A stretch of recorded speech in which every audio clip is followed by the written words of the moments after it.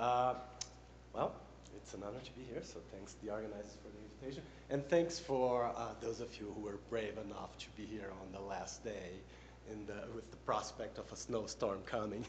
So everyone can hear me well back. Can you hear me way back there? Is that good, or do I need this? Okay, great. I'm glad we're in a smaller room because this thing kind of, limits you to not really go anywhere. So, well, go ahead and get started. So as Lily was saying, my name is Henry Medeiros, and I'm here to talk to you about this idea of incorporating domain knowledge into the design of vision-based assisted living systems.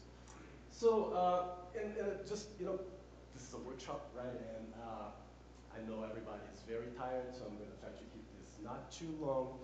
But also, with the purpose of keeping this interesting, I would like you to just interrupt me anytime, and just we can make this more of a conversation than me just talking here. And yeah, it's the last day of the conference, so I know how you feel. This whole notion of assisted living systems has been there for quite a while, right? When I started my PhD program, well, like 13 years ago, the idea, we were working on a project about using cameras to detect activities inside a smart home environment, basically. And yeah, we had a lot of progress there. We did a lot of nice things that advanced the state of the art. But clearly, as we all know, 13 years later, we still don't have those smart home environments, vision-based systems that are deployed in people's homes and can do much or anything, maybe. So, because the whole notion of assisted living environments is a very, very broad topic, there's a lot to be talked about, I decided to focus really on this problem of population aging. And it's a very important problem. As we all know, right, the age of the population is increasing worldwide, but we never really look at the data. If you look at the data, then you realize that it's actually a lot more than we realize. The population over 60 already increased about 150% since 2000. And it's expected to increase another 71% over the next 13 years. So the problem here is that the main problem is, well, there are many problems, quality of living is of course a big one, but there's a big economic problem here. Right? For example, if you think about the case of the US, where the Medicare, which is sort of the US public insurance system, if I can say that. Anyway, 78% of the money that Medicare spends is on people 65 or older, right? So if we put both things together, we see that we have a big problem in the not too far future, right? So we need to do something to address that. So the way we want to, or there are many ways to address that, obviously, right? One of them is to come up with better preventive medicine, right? To come up with mechanisms that allow us to see when things are not going that well, and then try to come up with preventive measures that avoid costly medical interventions in the future. And, right, one important aspect of looking at this aging in place idea is mobility, right? So, of course, there are many parameters that you can evaluate in geriatric patients to see how their health is doing, but a big one is mobility. So clinicians today, they use the overall mobility of the patients and this notion of what they call the activities of daily living, which includes things such as self-feeding or more complex activities like using the phone, for example. Although strictly speaking, using the phone is an instrumented activity of daily living, but it's still an ADL, as that doctors like to call it. They use that information to evaluate the health status of the patients. And then they can use that to recommend changes of habits, to improve quality of life, and to try to avoid the development of diseases, to try to avoid patients falling. So those are all recommendations that can be done based on this kind of information. But the problem is that the current state of the art, the current practice, clinical practice, this is used in a very, this evaluation, it's very episodic and it's very subjective. So basically what happens is that these assessments, they take place at a doctor's office, and the doctor basically gives some questionnaires and asks for some self-reported outcomes for the patients. So obviously it's not exactly very reliable and comprehensive way of looking at that information. So what we want to do is we want to instrument a little facility, like a long-term care facility, and we're starting with long-term care before talking about homes, because then we get into all the privacy concerns, but that's also important. It's also something we're looking at, but today we're going to focus on the vision. So the idea is to instrument this long-term care facility with multiple cameras, and then use computer vision to automatically recognize and evaluate those ADLs, right, the activities of daily living. And what we really believe is that if we can monitor those activities over the long term using unobtrusive sensors that the patients really get used to and don't even realize they're there, we can get a better estimate of the health status of the patient, and then the doctors can potentially be more proactive in addressing any issues that might be coming up. So this project is a collaboration with University of Genoa and the Galliera Hospital, also in Genoa, and where they actually have one facility like this. So they call this like a protected discharge facility, and the idea is that the patients at the Galliera Hospital, after they're treated, they would spend some time in this facility as they recover, so that their recovery can be monitored. Right? So it's a little nice apartment. I'll show you a floor plan in a moment, but you can see it's nicely furnished, and the cameras are all sort of hidden so that the patients feel comfortable. And you might be wondering, right, why Genoa, right? Why we found this collaboration? Well, Genoa has a particular interest in population aging because they have one of the highest percentages of people over 65 in the world. So this graph here, it's interesting. So Italy itself has the second oldest population in the world, just after Japan. And then when you look at the Liguria region, which is kind of it's the region in the country where Genoa is, you can see that, so this is Italy, so this is the old age index. It basically measures the ratio of people over 65 to, the population. And so you can see that Italy, which is, has a very old population, is about 170, and Liguria is close to 250. That's extremely high.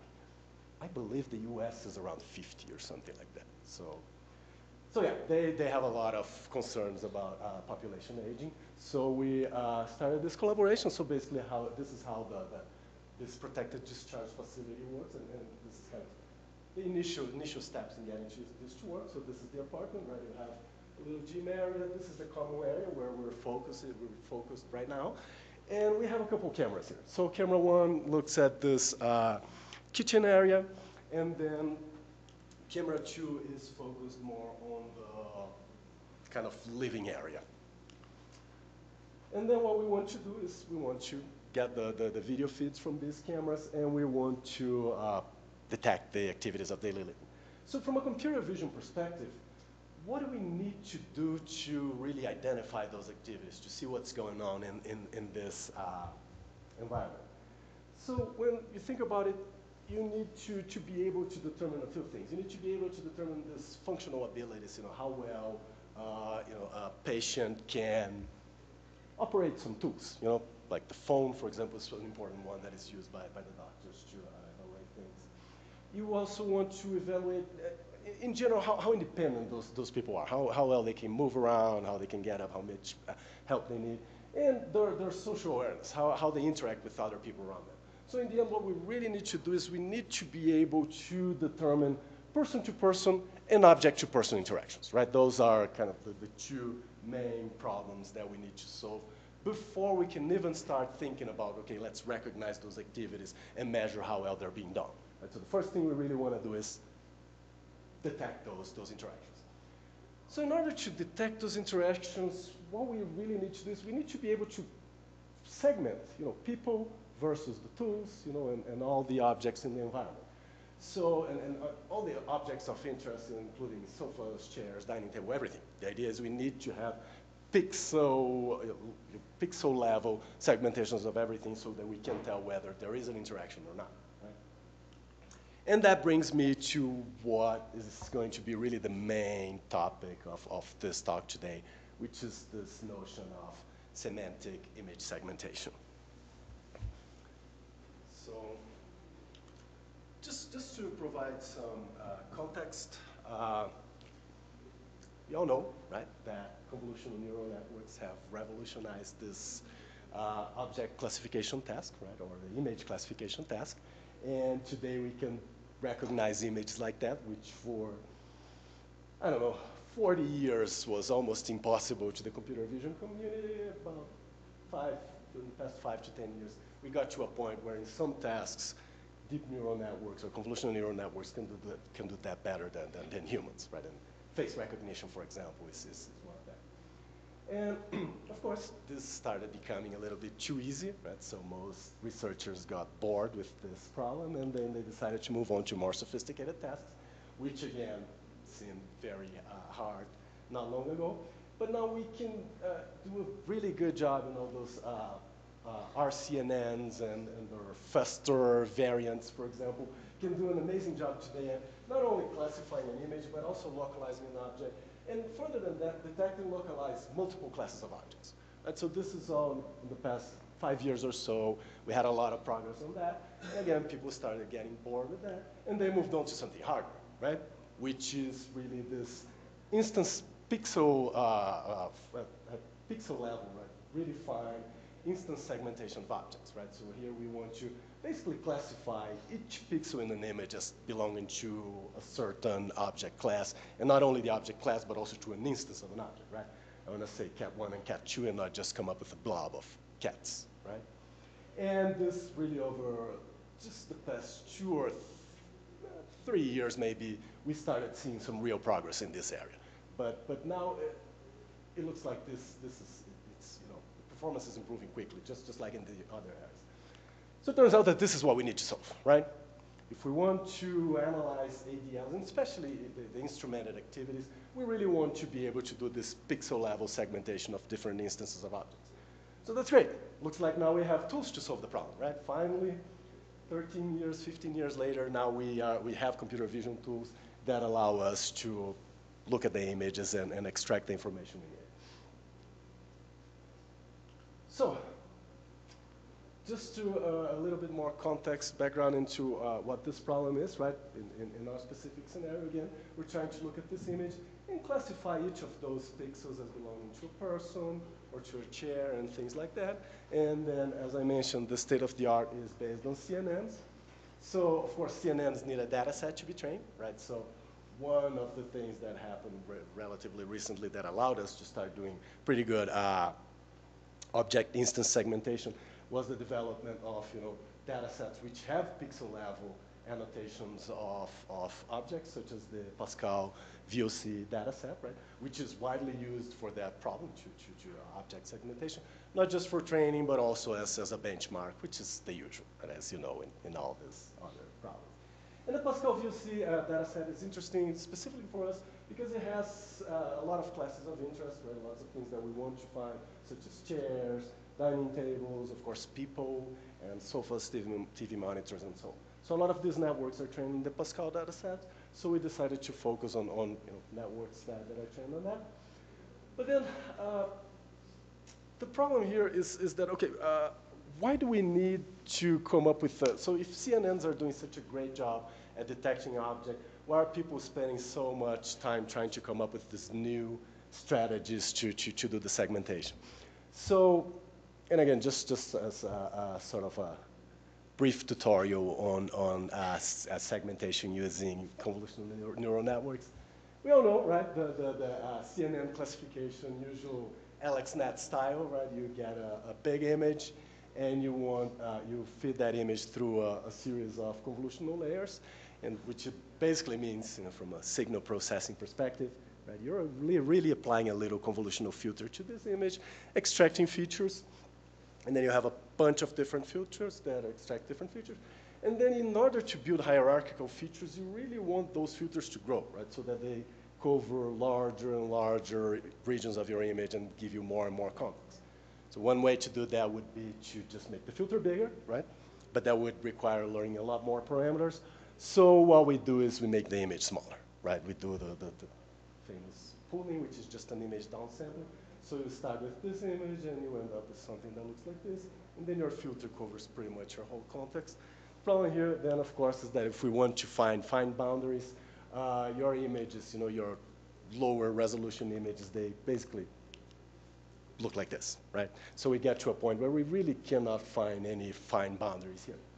So the way people decided to address that, right, again, just a few years ago, they came up with this idea of fully convolutional networks, right, where you basically try to upsample your image back, right? You just downsample it all the way to the point where you get your convolutional features, and then you upsample it. These are the so-called fully convolutional networks, and they work fairly well. But the problem then is that, well, upsampling doesn't really recover much of the information you lost, right? So the next step was this decoder-encoder architectures, which basically do the same thing, but they keep track of, and looks like the projector resolution doesn't show that. There are little lines here which basically indicate that you're keeping track of your pooling indices, right? So you look at the places where you downsampled your image, and then you kind of upsample it from the same place. So that helps you recover some of the information, not all of it, but it works fairly well. And then it's not perfect, right? So what people decided to do then was to do just what I talked about, the big filters, and that's sort of the reason why I mentioned about the overall pipeline of the detection and classification using the CNNs, is that since we cannot have the big filters, with all the complete filters, because that's a lot of parameters to learn, right? That's why we do the downsampling, because if we use bigger filters, we just increase the number of parameters. Somebody came up with the smart idea of, let's make the filters bigger, but let's make them sparse, right? So we don't increase the number of parameters. So we create this so-called filters with holes, and they call this a truth convolution, which is basically a convolution with filters that have holes. This works extremely well, but it's very computationally expensive, despite the fact that the filters are sparse. And another approach that is actually a little bit older, but it's still very popular and still performs really well, and we use this a lot in some other projects, is just employing region proposals, right? Where really what you do is you use something like selective search to identify some target objects, and then you use a CNN to classify each of those proposed objects, and then you classify each pixel according to whatever class that was assigned at that place. And then one thing that people do a lot to get good segmentation, they have been doing this actually for somewhat long time, is you can get, once you get the output from your network, because it's still going to be a little bit coarse, right, because you lost some information in your downsample, none of this actually recovers everything, you apply like a post-processing step that looks at regional, local appearances, and then it basically refines the edges. Right? So again, here you need the network to do the segmentation for you first, and then you just refine that afterwards. And today there are many techniques that do that, and the most effective approaches today, they are based on conditional random fields, right, to do the local post-processing.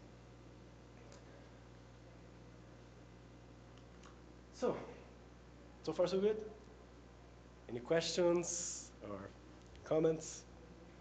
I really meant it when I said you could interrupt me. So. Well, the reason I talked about all this background is, well, one, to show that, yeah, there is a lot of work in this area, right? We know that we have several tools that we could rely on. But then you might wonder, great, so you have all these options, right? Several tools, it looks like they do a great job, right? This is not bad.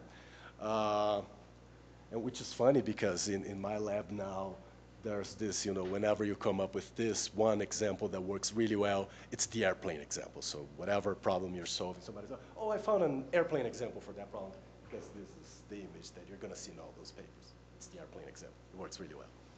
But yeah, it doesn't always work that well, but it does do a good job. But then when we look at our problem, we see that those networks, they were not really developed to solve this problem we're looking for. We're looking at. Right, so most of the benchmark data sets, and even the Pascal VOC data set, to a little bit to a lesser extent, but most data sets, they focus on this problem. Right? It is a complex problem. I'm not going to say it isn't, but it's not exactly the same thing we are trying to do. this tracking.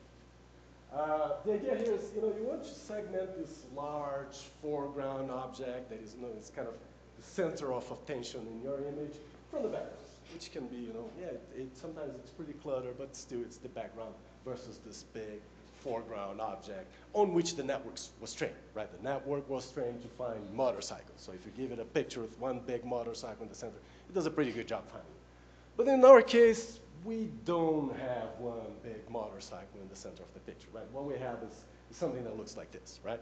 And at first impression, it may not look that different. But if you think about it, right, this is a much wider angle camera, right? You're going to have this different perspective, kind of higher perspective in general, where you can cover a lot more area. And then what happens then is that you see, objects in kind of background objects, really, right, in very different parts of the image, but they are now objects of interest. And not only that, you see, objects in very unusual poses and scales and deformations, right? So that's the case for the sofa here. It's very obvious for us, but the network doesn't see it, like that often. I'll talk more about that in a moment. So what we did is we decided to get those techniques, which work really well, and just augment them so that they could do the job in these kinds of environments. So our strategy here is this kind of multi-stream approach, which is really just, a sliding window method, but you can think of, the sliding windows as being basically, fed into different instances of your network, which could then potentially, we don't do that yet, but you could train or fine-tune those instances in parallel so that they would adapt to the necessities of these different windows. So yeah, it is a sliding window, but we call it multi-stream. So in this initial experimentation, a question? Do you need semantic segmentation in this scenario? So can you elaborate on the question before I answer it? Is that a pixel level classification necessary, or a rough bounding box or a rough heat map, would that do better? So what we're trying to do is we're trying to determine things like a person is interacting with a phone, where you have two people interacting in certain ways. So for this specifically, yeah, you could potentially have the bounding boxes of the person on the phone. But then for the next step, what we want to do is we want to measure how well those activities are being done. And so I want to be able to say, okay, this person is getting up from the sofa with difficulty. And then for that case, the bounding box is not sufficient. But yes, that is a very good point. You can think of this as like a coarse to fine kind of approach, where there are easier problems and harder problems, and the level of granularity that you need kind of changes. But because our ultimate goal is to really generate those ADL metrics for the geo-efficiency, we wanted to start from the final level. That answer the question? So what we do is we segment all so we feed the different windows into this network. So we use first this architecture called RefineNet, which does a pretty good job. It basically uses the idea of multiple path refinements, where it does classifications at different scales and brings in the sort of like the decoder-encoder architecture, brings in the information from the different scales to the final segmentation. So the network was trained on the Pascal VOC dataset. So it spits out 20 different object categories, which we use as likelihood maps for our pixels. And then well, there's a box there. It's like the contrast could be a little bit better. So we kind of fuse all these maps into a single global map. We get this global map and use it as a likelihood function. We do a maximum likelihood on each pixel label, and that extracts, the object categories. And then from there, we apply a refinement step, like a post-processing step, so that we can get, better object boundaries in our segmentation. So that's kind of the big picture. I'm going to talk a little bit more detail about each of those steps now. So this is just to illustrate this idea of the sliding window. So again, you can think of each region of this image as a different, or as an image in itself, of course, right? This is an image. But those images have different characteristics, right? So depending on the viewing angle, depending on the use of the area, you're going to expect to see different things. So what we do is we basically get different, several windows with different sizes, different aspect ratios, and importantly, we also do some different rotations in those windows, right? Because again, the network, the kind of apparent rotations that you get because of your wider perspective, they really throw the network off. The job reduces your performance quite significantly. So just to take a little bit of a closer look into this idea of the scaling rotation. So again here, let's say this is our window. This is one of our sub-images that we're trying to segment. If we just give this straight to the network, we can see that, excuse me, the results are not great. Right here, on this side, we can see that, yeah, we found the person, which is what this kind of red shadow indicates, and which is supposed to be a little bit darker than the chair, which is what this shadow indicates. But okay, we find this stuff. Not everything, this chair is not found yet. But if we look at this area where we do have this kind of almost like here we have sort of a 45-degree rotation. Here it looks more like a 90-degree. We can't get much, right? The network has trouble finding this person. You see that, a lot of the person's cut up here. You see that the feet of the person are identified as a different object, which is what the purple boundary represents. And we see that the couch itself is not found at all. We are looking for the couch. Remember, one of the classes that we were looking for were sofas. So again, if we get this image and we apply a little, just the right amount of rotation, we can actually fit it through the same network and get pretty good detections, right? So now the network sees the sofa well. It segments the person fairly well. And that's not surprising, right? The network did not see many instances of sofas standing up when it was training, right? When it was trained. So when you run a network here, it just says, no, there's no such thing as a sofa that is, sitting upright. So again, going back to the overall architecture, what we do is we crop those windows, we rotate them, and then we apply each one of them to the network. The network generates those likelihood maps, right? So let's say we're going to have one likelihood map per class of the network. So I promise there are very few equations and they're very bite-sized. So the idea here is we get the rotated window. We get, let's say we have n rotated windows. So for the nth rotated window, we fit it through the network. We extract this, this likelihood map for class C, and then we rotate it back, right? So we put it back aligned with the image, and that's our likelihood map for this specific region. So we have one likelihood map at this point in the image. Then this is what we have. A whole bunch of likelihood maps, different numbers of likelihood maps, overlapping different pixels. Like if we have C classes, there are going to be C maps for each of the n windows. But now we want to build this, right? One global likelihood map for the image for each of the classes so that we can then determine the object classes. So because, because we do all the rotations and different window sizes, we don't really know exactly, well, we could potentially figure that out, but in principle, you don't know how many maps are going to touch one specific pixel. So rather than trying to stitch the maps together, what we really do is we look at the pixels, right? We go back to each of the pixels, we get all the likelihood maps, that all the windows that contain this pixel, all the windows that overlap this pixel, we get the likelihood maps for that class, class C, and we average them. We just get the average likelihood for, for all the maps that touch that specific pixel. And then we call that, the likelihood map for the global image for this class C. And then we do that, for each of the classes, and we end up with those, all those likelihood maps. And then we get those likelihood maps, look at them again, look at one pixel, and say, okay, the class for this pixel is just a maximum likelihood, right?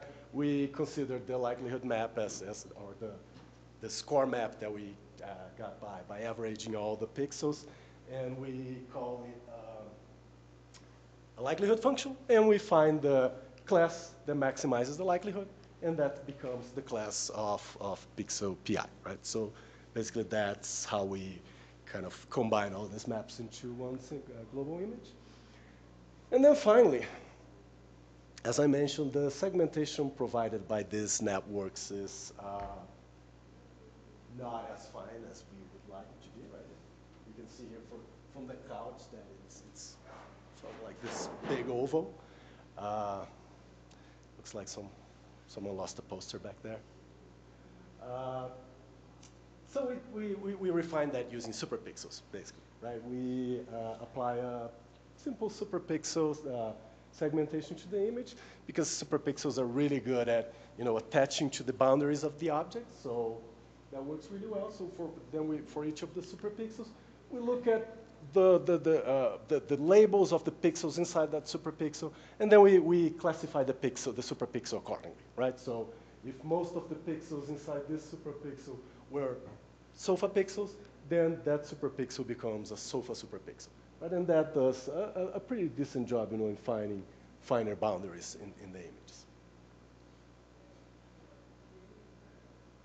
right? So then we needed to evaluate that. Evaluating those systems is an interesting task, right? Because each system is a different system, right? It's not like you have a benchmark data set. So we wanted to determine how well we can do pixel-wise classification in those videos collected in that facility, which would then really mean we would need to label each of those pixels manually. And that's, so anyone here has done pixel level annotation before? It may sound like a lot of work until you do it, and then you realize that it's insane. So it's a lot of work. So we say, you know what? Maybe we're not going to annotate all the pixels in all those frames now. Maybe what we're going to do is we're going to break down this evaluation into 2 steps.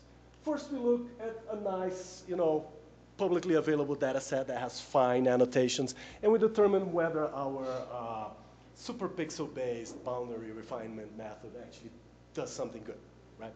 And then once we're satisfied with that, then we go back to our assisted living, and then we look at the problem of actually detecting those objects so we can do like a coarser evaluation as to whether that's working. So we kind of combine them into 2 steps. So what we did is we used this Davis data set to do the evaluation. Davis data set, it contains 50 video sequences of about 3,400,000 frames, HD frames. And the good thing about this data set, it has some similarities with what we're trying to do because we see, some like occlusions and some, kind of out of center objects, some changes, in depth and strange poses, the kinds of things that we are going to see in our assisted living facility. So we felt like this would be a good data set to get started. And then, but we have some different object classes here, right? We have horses, which we don't have in the Pascal data set, and obviously our network cannot detect horses because it wasn't trained to do that. So we only select the sequences that actually include horses. And one important thing that we try to emphasize a lot is that you want to keep anything that you do for this assisted living systems as unsupervised as you can, right? Because the moment you need to start annotating the data that you collect out of your assisted living facility, then it becomes very impractical, right? It's not, you can't really go out there, deploy a few cameras in some home or hospital, and then start collecting data and annotating the pixels all the time. So we try as much as possible to stay away from annotation. So we didn't do any fine tuning. We just looked at the performance on this data set. And here's just a little kind of summary of what we got. Right, so here, RN is basically what you get out of just applying RefineNet to this data set. Again, remember, we're just looking at the pixel level segmentation. And RS is the RefineNet with our superpixel refinement method. And then you see here, so basically all the colored bars are different state-of-the-art methods used for video segmentation, which were evaluated in the Davis data set, because that's the main purpose of the data set, is to do the video evaluation. So we can see that just RefineNet alone, which is the gold crosses here, it kind of beats pretty much all the other methods. So these are the different, or several of the different video sequences in the Davis data set. So RefineNet alone does a pretty good job. And then when we add the superpixel segmentation, you do get a little bit of improvement in pretty much all the sequences, and you don't lose anything ever. So it does a decent job. So yeah, here's just some illustrations, right? I think it's interesting because if you look at this, so here, green is true positive, right? It's what we segmented correctly. Red are false positives, right? Misdetections. And blue are our false negatives. So if you look at our results, you can see that most of the mistakes were false negatives. You know, the blue regions, which generally correspond to stuff we don't know, right? We don't know hockey sticks, so we don't detect them. And I don't know if you can see the strings here for the parachute. It might be hard to see. We miss all of those too because we're not looking for them, and they are part of the data set. It's a very finely annotated data set. And the method is pretty robust to all these, appearance changes and everything. That's of course that's a merit of the network more than anything, but it works well. So we felt like, yeah, okay, I think this is good for us to use in our assisted living problem. So we went back to the problem and said, okay, now let's take a look at how well this approach can really find the objects, right, in our video sequences. So basically, again, we have 2 cameras only in the environment now, so we looked at these results from these 2 cameras. We annotated 50 frames in each camera, but now we just looked at correct detections rather than looking at pixel-wise annotations. We were basically estimating that, if there's about a 70% or so overlap between the object and the segmentation, we count that as a correct detection, right? And then now, the evaluation that I'm going to show you now, it compares just applying refined net without all the multi-stream approach and the rotated windows and the maximum likelihood pixel class estimation with a method that incorporates everything. And on top of that, we have a little bit of a very rudimentary temporal model that we added to the system, which basically is to help us avoid things to jump around, right? In the video segmentation, you can have one frame that works greatly and the next one for just because of small variations in the image, it doesn't work that well. So we imposed a little bit of a memory there, so we didn't allow these big transitions, and it does help.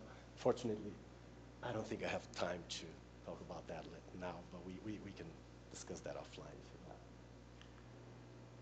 So the videos are just a little bit of a qualitative result. So this is the left video showing the results just from refined net. And it doesn't look too bad, right? If you look at this specific camera view. So yellow here are tables, red are the chairs, and this kind of pinkish red who are people. In hindsight, it wasn't the best color for the projector, right?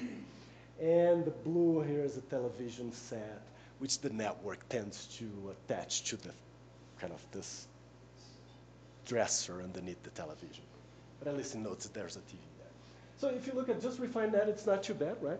You can see that when we apply all our modifications, we get a little bit, better results in the finer region areas, a little bit better attachment here. We still make mistakes here in the very far away, low resolution area. But then when we look at the quantitative results, you see that basically we improved. We increased the number of people and detected in the network, and chairs, and tables, and TVs, everything by quite a bit. So we have a lot more detections in these videos. And we did have 3 additional false positives, which were introduced by the initialization of our temporal framework. All 3 of them happened in the first 3 frames before the framework stabilized. So we have subtle improvements in this camera view. But this camera view is sort of easy, except for that corner far away there. Now, if we look at this other camera where you have a lot more perspective distortion effects, then the benefits become a little bit more evident when you look at the sofa, for example, right? The sofa just doesn't exist for refined net alone, so we can find it reasonably well, and that brings our detections from 0 to 48. Remember, we have 50 frames, so I guess we missed 2. We also get a lot more people, right, because of this person that's kind of moving in the background, but the network alone can't quite find that, so we do a better job there. And here we actually reduce the false positives by quite a bit. So yeah, I guess that helps. But the problem here, and yeah, so before I even go to the problem, I'm going to stop here for a second. Anybody has any questions about this? Is this making sense so far? Yep? Okay. Sure.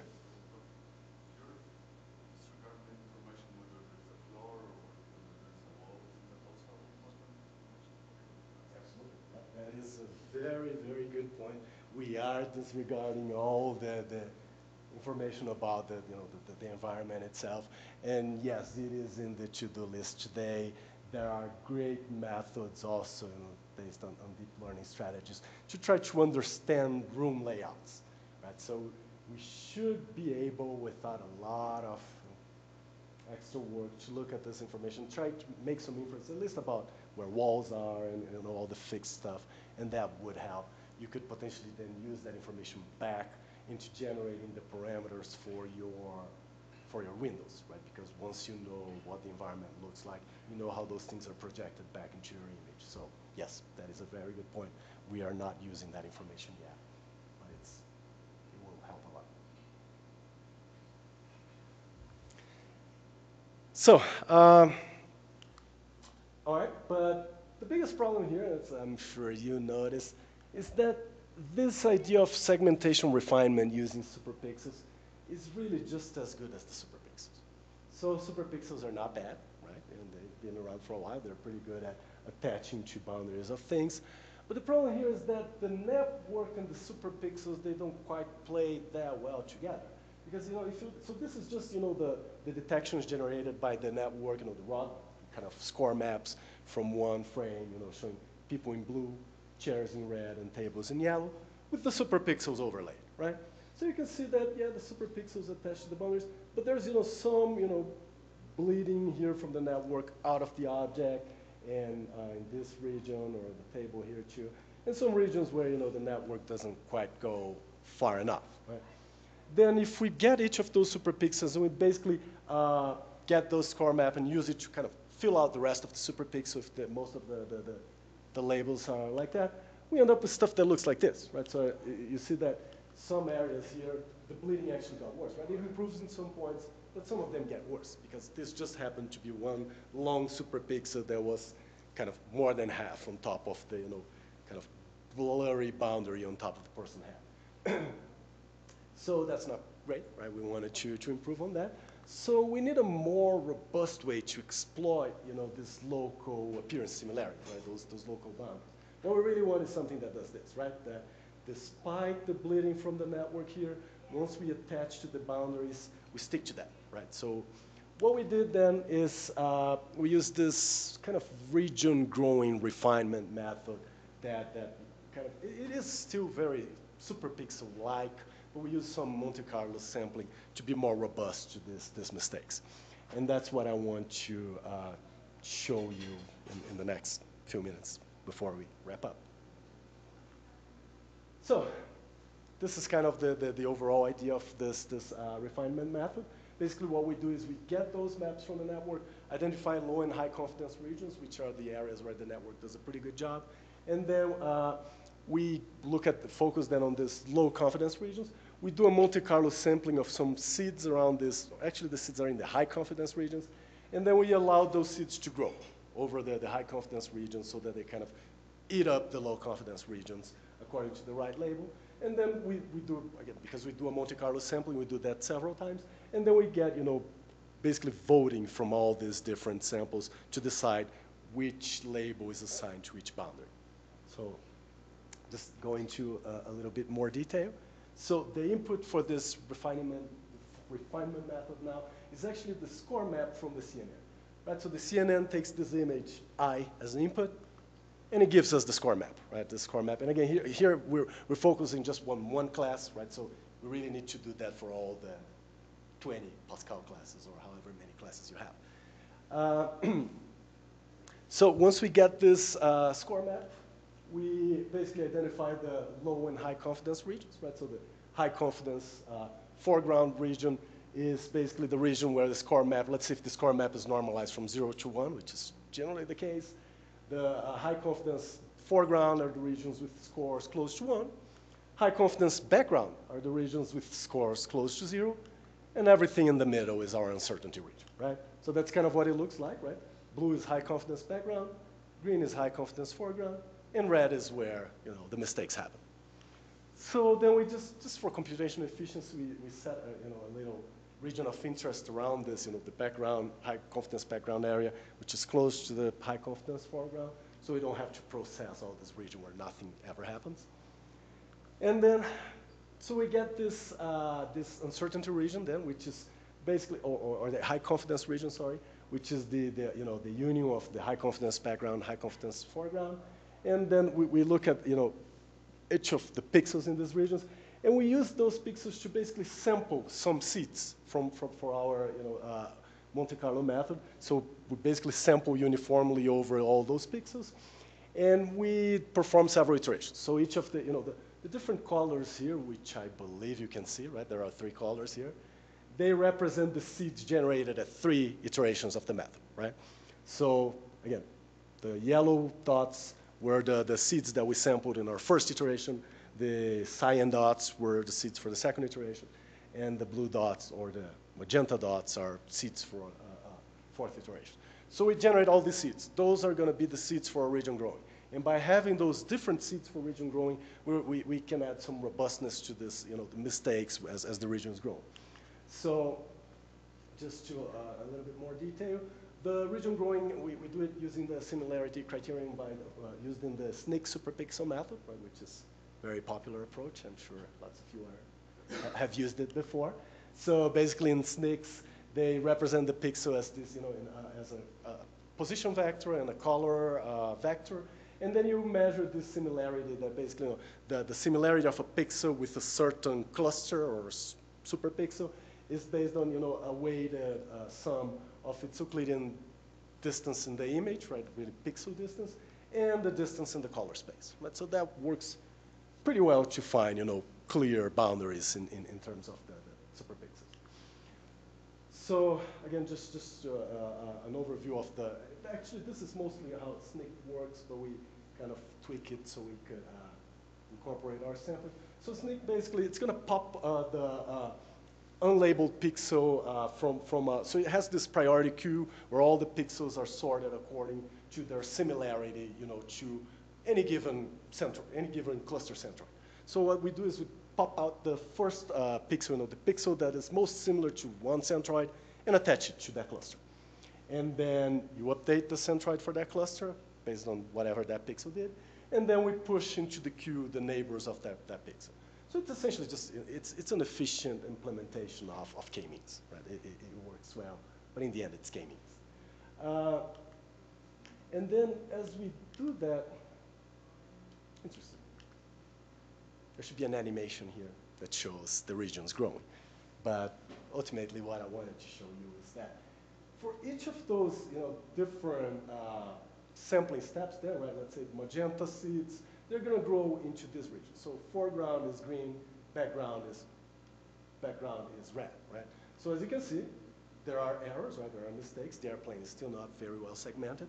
So we do that again, right? For those kind of gold seeds, we grow into this, just not any better. And then we do it again, and the magenta seeds grow into that, and they generate this big artifact here. We can use something like conditional random fields, like what? Yeah, conditional random fields is kind of the state of the art in this area. Problem with conditional random fields is that they are supervised, but you really need to train them on the data set you're going to be using to get, so they work for other data sets, but not as well. So we actually compare this with the current state of the art, which is a conditional random field method that's used for that approach. But so the conditional random field method works a little bit better than this when you train it on the data set you're testing, but it works worse than this when you try to move to a different data set. So yeah, a conditional random field could be used for that. So use deep network followed by conditional random field. Absolutely, yeah. That's when I mentioned the different approaches. One approach, the last approach is the idea is, yeah, you have a convolutional network, like a fully convolutional network of one of these segmentation architectures, and then in the end you get this somewhat coarse segmentation, and you apply a conditional random field on top of that to do the refinement. So yes, that is the state of the art today. But yeah, so this is an alternative to that, which works better when you have not trained it on your new data set, which is what we're looking for really in assisted living environments, right? We want it to work well for different deployments. We don't want to have to retrain it every time we're doing a deployment. That make sense? So yeah, so we generated all these regions. They are a little bit noisy. And then what we do is we get all those regions together. We basically look at the detections, right? Y here is, all the pixels that were originally classified, let's say, as foreground in that region. And we look at the ratio between those pixels and the size of the region of our group. And then basically this ratio is kind of, it determines the label that we're going to assign to that region, whether it's foreground or background. And then we compute, we get all those different regions, we average them, and that gives us this, this new map here, which is kind of the final, it's like a refined score map from the network, which we can then threshold fairly well. And here the animation works, right? So you can see that after we do this, combining all the regions, as the regions are growing, you can see here that the red background is growing around the airplane, and the green foreground is growing inside the airplane, and it stops here. I don't know how much detail you can see that, and again, I know this is the airplane example, but still it's a nice example, right? And I should mention that this airplane is actually getting ready to land. So this is not an artifact. This is the landing gear. Right? So it does pretty fine refinement. So again, we had to evaluate how well this works. So because we're transitioning now to the FCIS segmentation network, which is a little bit more modern, it does a little bit better than RefineNet. And because that was evaluated in the Pascal data set, we said, okay, let's compare with the benchmark numbers. And then so we compared FCIS plus our superpixel-based refinement, and this method, which we call region growing refinement, or RGR, and the results were disappointing, right? So we got like 0.5% improvement with respect to just FCIS, and just like a mere 0.2 with respect to superpixels. So we were not happy about it. And then we said, you know what, something is not right. So we looked at the data set. That's one image from Pascal. This is what FCIS gives you. This is what we get. And we said, okay, we cannot, and this for this image in particular, we get pretty much the same results, right? It's the same, I think it's clear to everyone that you can see the feathers in the bird and the beak and everything, right, much better. So it's, no, we cannot be getting the same numbers, and then, yeah, of course, when you go back to the Pascal data set, you realize that the data set has the contours, these contours, they don't count, right? Basically, they are discarded in the evaluation. So all this improvement was essentially invisible to the evaluation procedure. So we're back to Davis. Davis data set is, again, very finely annotated. This is what the ground truth looks like, and every pixel is counted. So then when we get the FCIS output and we compare it with our output, we do see improvements. So here now, kind of glossing over the details, the evaluations in terms of intersection over union. But yeah, we get like a little bit more than 3% improvement in general, which is now not really negligible. And in some classes, we get up to almost 7% improvement, depending on the type of object. And I'll be happy to discuss failure cases later that explains the 1.1 to 6.9 offline. Sorry. So back to our data set. Then when we look at the, the superpixel refinement results and the new results using this method, you can see that a lot of the bleeding, right, that used to exist here because of the problems I showed you, they're now gone, right? So you can see, especially near those people's head, but in the table and everything, it gets qualitatively, you can also observe that it gets better. But now, again, in terms of evaluation, we couldn't really just look at the object detection because that was not really going to change. We were considering 70% overlap as detection or not detection. We didn't get that. We didn't expect that kind of improvement from the refinement, right? So if we run that same evaluation again, we're going to get the same thing. So here we had no choice but to annotate some data, right? But again, a lot of work. So we basically annotated one frame from each image. So yeah, it is somewhat limited, but it gives us some insights into what works and what doesn't. So this is the ground truth that we generated as well as we could. This is the result for the person class, right? So again, green represents true positives, blue represents false positives, and red are false negatives. But you can see that for person class, mostly green, so it works fairly well. For chairs, chairs are tough. Chairs are really hard to find, especially in those relatively low resolution videos, you have actually you have pretty much 1 pixel lags at some points. So, but still, it finds them for the most part. And the table class, again, the lags are hard to find. Everything else is not bad. And then we looked at the numbers, right? Measured precision, recall, intersection over union, lots of numbers, I know, sorry. The point here is that we did see some significant improvement in pretty much everything. Most classes 15 to 60% improvement with respect to the superpixel-based method. Again, the easy camera. The harder camera, yeah, I picked one example that emphasizes that, yeah, superpixel sometimes doesn't do a very good job, and it does look a lot better. So one thing that I wanted to highlight here, which I really like, is that, I don't know if you probably cannot see, but there's this little thing here in this chair, which I believe is a coaxial cable splitter. But I wasn't there for this data collection, so I don't really know what it is. But it is a little box that looks like a splitter. And we can segment it out from the chair a lot in most of the frames, which is exactly what we're aiming for, right? Finding those little objects in the videos. Right? Could be a cell phone. Cell phone is an object of interest for the activities of daily living that we're monitoring. So again, we did the same, evaluation, person, chair. We don't have any tables, so just to evaluate, something else, we looked at the background, how well we do in terms of detecting the background versus non-background stuff. Again, looking at the numbers, we see improvements in everything, up to 30%. In some cases, we didn't get any 60 because we don't have a lot of chairs and tables here, which are the really hard ones, but still good improvements. So the videos, if you pay attention. Oh, those videos, they don't use the temporal model. We didn't incorporate that yet. We're working on a more sophisticated model, so we didn't bother adding that one here. It tends to help a lot, in kind of jumping around that you see here. It becomes a lot smoother. This is like the other videos, but it's better qualitatively than the previous approach, if you compare them side by side. So just to wrap up, because it's time I do it, right?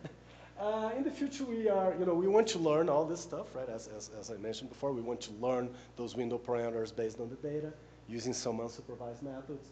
We want to get all those detections, plug them into a kind of a recursive Bayesian tracker, right? Using those likelihood functions. That's the more sophisticated temporal aspect that I mentioned. And then we want to use multiple cameras and integrate depth information, use metadata. So basically, down the road, what we really want to do is look at this image and say, okay, this person is eating a meal. But we also have metadata that maybe tells us this person is eating breakfast. But we also have this kind of global big picture, and we can say that, yeah, that person is eating breakfast while watching TV. Yeah, there are lots of tools out there that can help us do that. Again, recent deep learning developments. We intend to leverage all that once we have the good, kind of lower level segmentation classification. And then we can start measuring, how well this person gets up from this table and that kind of thing to work with the geriatricians. Take-home message is that we can go from here to here if we add some knowledge about the environment, geometry, local appearance, temporal information. And however, there's still a lot more, problems that we need to solve other than just this, so that we can have, really comprehensive and useful assisted living systems. And this is just a little sample showing the stuff that we are working on right now, things like unconstrained face recognition, multi-view face recognition, emotion detection, multi-camera vision algorithms, trackings, but yeah, you could probably fill up the whole slides with little thumbnails like this. So before I finish, I need to acknowledge my team. In particular, Felipe Diaz generated 95% of all the results you've seen here, so he's a PhD student in my lab, must be acknowledged. And this is a collaboration with Francesco Doni at the University of Genoa. And finally, I need to make a shameless plug about the BMVA Symposium on Computer Vision for Smart Environments and Assisted Living that Francesca and I are organizing in London in June 13. It's going to have some great keynote speakers, great opportunities to discuss this kind of issues with a lot of smart people who are also interested in them. And the abstract submission deadline is March 22nd, next week. So let me know if you're interested. And that's it.